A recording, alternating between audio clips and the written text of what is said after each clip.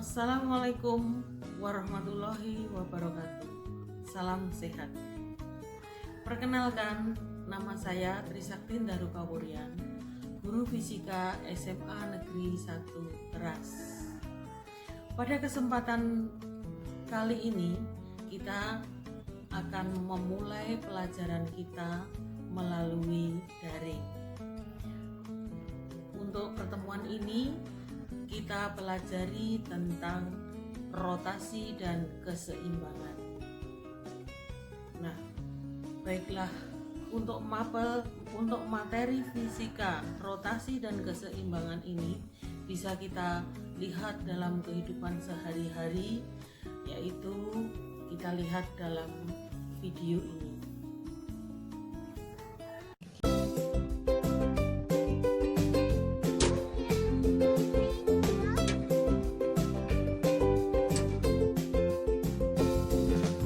Yaitu tentang dinamika rotasi. Kita mulai momen gaya.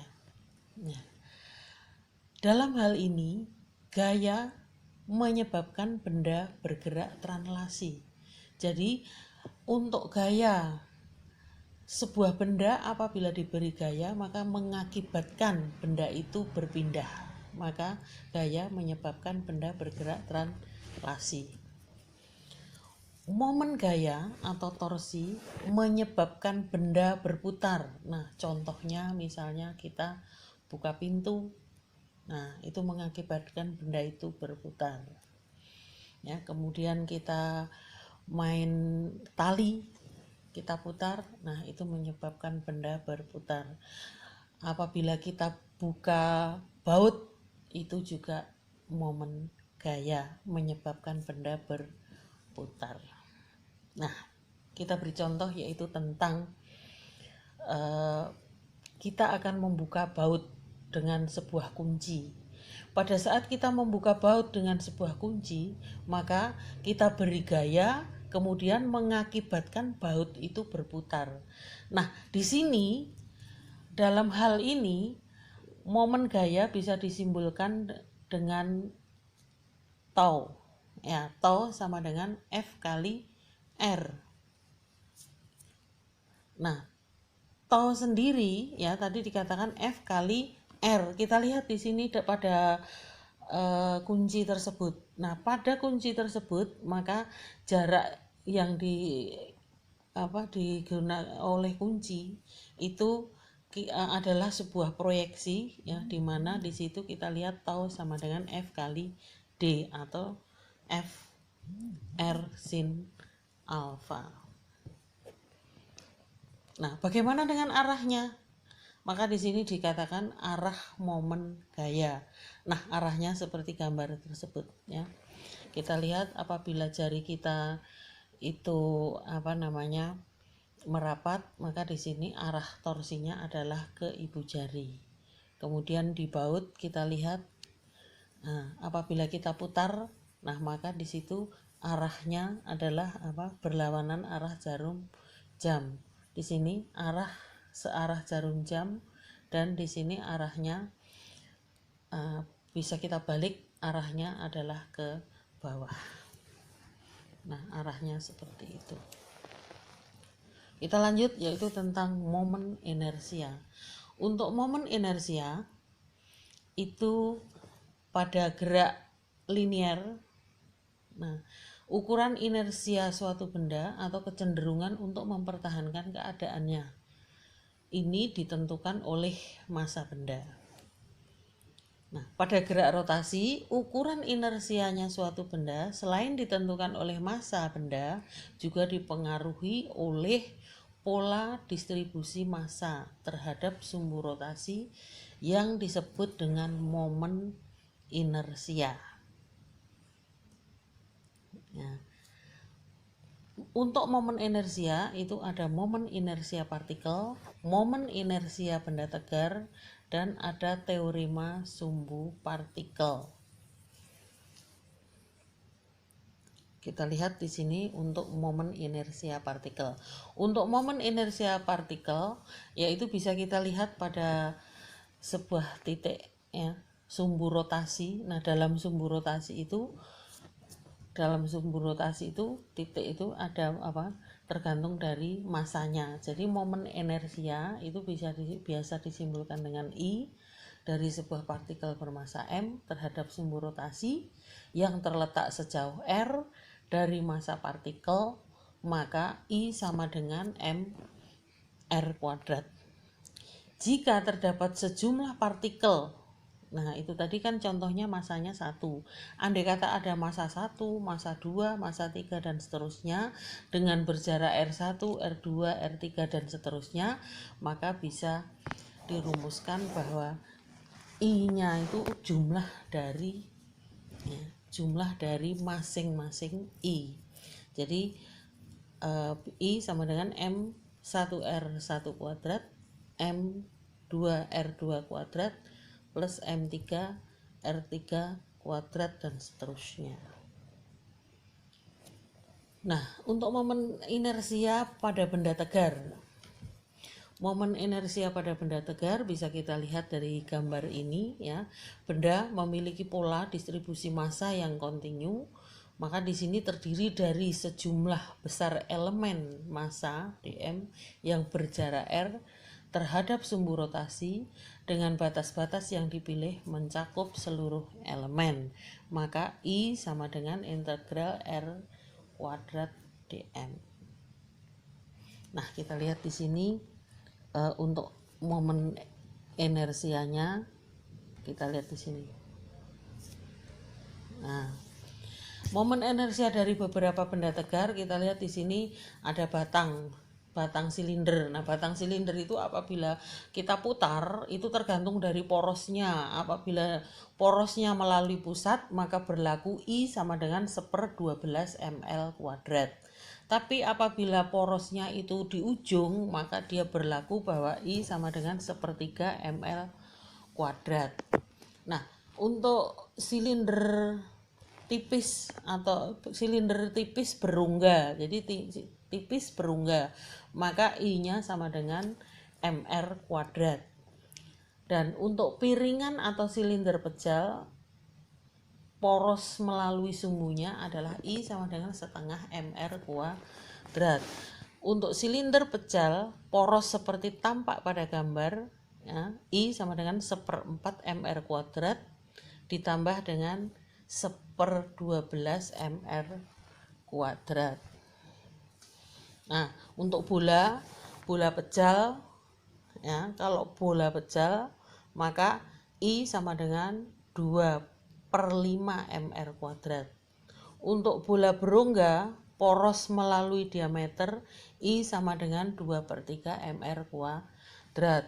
Bola pejal, poros seperti tampak gambar, I sama dengan 7/5 mr kuadrat. Nah, untuk lempeng tipis ya, maka I-nya sama dengan 1/12 m ya, A kuadrat plus B kuadrat. Untuk yang lempeng tipis poros tampak pada gambar, maka I sama dengan 1/12 m A kuadrat. Nah, itu tadi adalah gambaran dari momen inersia benda tegar. Nah, kemudian kita lanjutkan teorema sumbu paralel. Untuk teorema sumbu paralel seperti pada gambar kita lihat, kita dapat menghitung momen inersia benda terhadap sembarang sumbu rotasi paralel dengan sumbu pusat. Maka I sama dengan I pada PM ya, I pada pusat massa ditambah dengan MD kuadrat ditambah dengan MD kuadrat. Itu. Lalu kita lanjutkan hubungan antara momentum gaya dengan percepatan sudut. Nah, hubungannya kita lihat di sini. Untuk momen gaya maka dapat disimbolkan tau atau torsi tadi. Ya, tau sama dengan F kali R atau R kali F. Kemudian untuk gaya tangensialnya sama dengan M kali A. A-nya adalah percepatan tangensial. Nah, kita lihat di sini berarti kalau begitu tau-nya sama dengan R M A tangensial. Nah, A tersebut itu adalah percepatan tangensial, maka A tangensial sama dengan R kali alfa. Sehingga kalau kita masukkan dalam persamaan tersebut, tau sama dengan mr kuadrat alfa. Nah, berarti momen inersia partikel berapa? Momen inersia partikel adalah I sama dengan mr kuadrat. Nah, kita lihat di sini kesimpulannya tau sama dengan I kali alfa. Nah, itu adalah gambaran dari momentum sudut. Kemudian kita lanjutkan energi dan usaha dalam gerak rotasi. Nah, energi dan usaha dalam gerak rotasi, maka di sini disebut dengan energi rotasi. Energi rotasi atau di sini dituliskan dengan EK rotasi sama dengan setengah I omega kuadrat. Ya. Kemudian pada benda menggelinding, maka energinya adalah, energi totalnya adalah setengah mv kuadrat ditambah dengan setengah I omega kuadrat. Berarti di sini energinya adalah energi rotasi dengan energi kinetik. Nah, bagaimana hukumnya? Hukumnya adalah hukum kekekalan energi. Hukum kekekalan energi di sini energi potensial benda satu, kondisi satu ditambah energi kinetik translasi satu ditambah dengan energi kinetik rotasi satu sama dengan energi potensial 2 ditambah energi kinetik translasi 2 ditambah energi kinetik rotasi 2. Nah, bagaimana dengan momentumnya? Momentumnya adalah disebut dengan momentum sudut. Nah, untuk momentum sudut pada gerak translasi itu dirumuskan bahwa P sama dengan M kali V. Ya. Pada gerak rotasi dikenal dengan momentum sudut atau L, simbolnya L besar.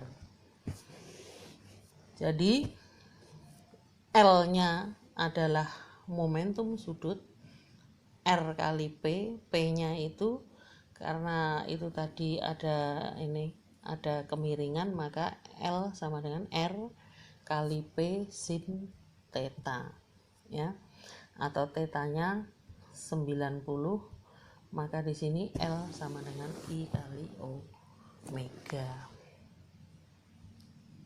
Nah, analoginya seperti ini. Analogi pada besaran translasi dan rotasi. Ya, untuk translasi, rotasi. Nah, untuk translasi ini ada perpindahan linier. Di sini untuk perpindahan linier itu adalah S, untuk perpindahan sudut adalah theta. Bagaimana hubungannya? Hubungannya theta sama dengan S per R. Untuk kecepatan linier itu V. Nah, bagaimana kecepatan sudutnya? Omega. Bagaimana hubungannya? Omega sama dengan V per R. Percepatan linier A. Percepatan sudut alfa. Bagaimana hubungannya? Alfa sama dengan A per R. Untuk massa M. Massa inersia I. Hubungannya bagaimana? I sama dengan mr kuadrat. Untuk gaya F. Momen gaya tau. Bagaimana hubungannya? Tau sama dengan F kali R. Momentum linier P sama dengan M kali V. Momentum sudut L kali I omega. Bagaimana hubungannya? L sama dengan RP atau RMV. Hukum Newton 2. Hukum 2 Newton. Sigma F sama dengan M kali A. Sigma tau sama dengan I kali alfa. Energi kinetik pada translasi yaitu setengah mv kuadrat. Energi kinetik pada saat rotasi setengah I omega kuadrat. Usaha W sama dengan F kali S. Untuk rotasi, W sama dengan tau theta. Daya, P sama dengan F kali V. Untuk rotasi, P sama dengan tau kali omega. Nah, itu adalah momentum sudut. Dari pelajaran yang sudah Ibu sampaikan tadi, maka selesai sudah tentang rotasi. Ya, cukup dulu sampai di sini. Besok kita lanjutkan dengan contoh-contoh soalnya. Demikian tadi anak-anak, materi rotasi dan keseimbangan telah Ibu sampaikan. Jadi nanti pada pengembangan materi ini bisa kalian baca di buku paket pada halaman 2 sampai dengan halaman 28. Cukup sekian, sampai ketemu di pertemuan pada Google Meet. Terima kasih. Wassalamualaikum warahmatullahi wabarakatuh.